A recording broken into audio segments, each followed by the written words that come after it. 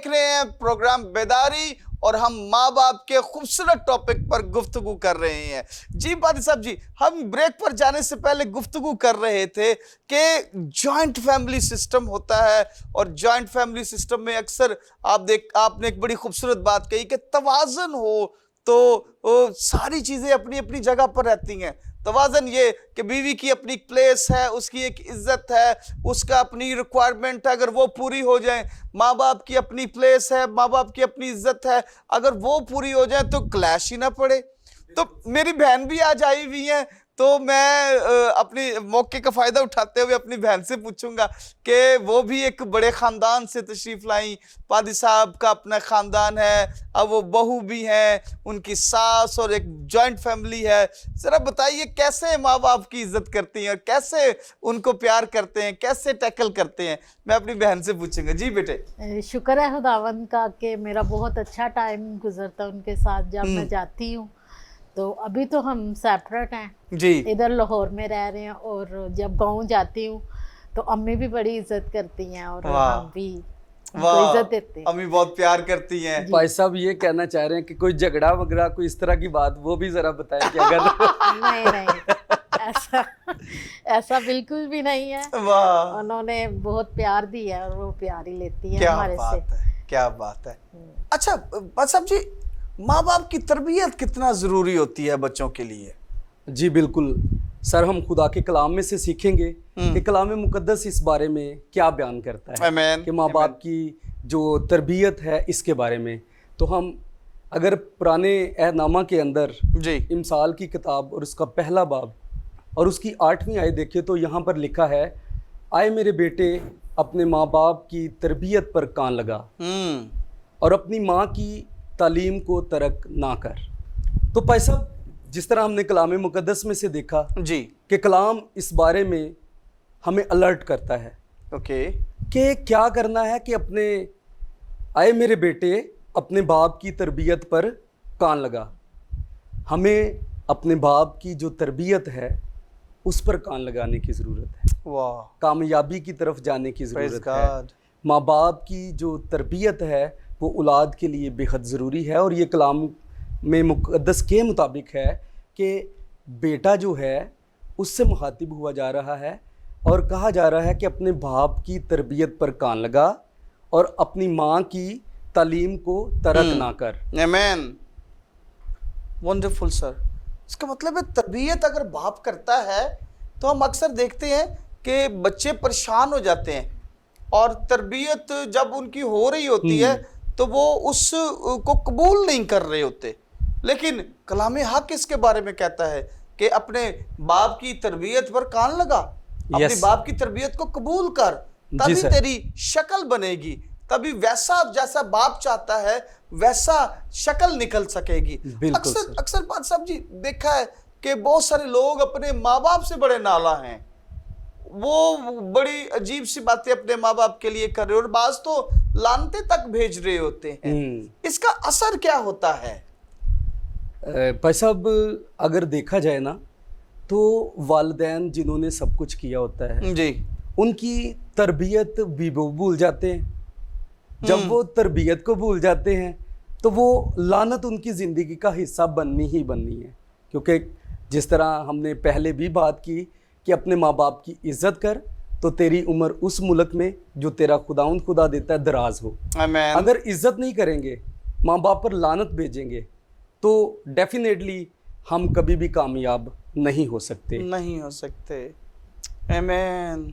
मतलब कामयाबी के लिए जी प्लीज। और इस को अगर देखा जाए तो पुराने अहदनामा के अंदर ही अगर देखें तो ऐसे शख्स के बारे में जो अपने माँ बाप पर लानत करता है, कहा गया है कि कती वो क्या है मारा जाए, उसे संसार किया जाए। तो ये चीज़ें हमारे आज मुआशरे के अंदर वालिदैन की जो है वो मैं समझता हूँ कि हमें माँ बाप होते हुए अपनी औलाद की तरबियत कलाम के मुताबिक करनी चाहिए। वाह, क्योंकि कलाम मुकद्दस में लिखा है कि बच्चे की उस राह में तरबियत कर जिस पर उसको जाना है। आमीन, आमीन, आमीन। अच्छा ये एक और बड़ा क्वेश्चन अहम है।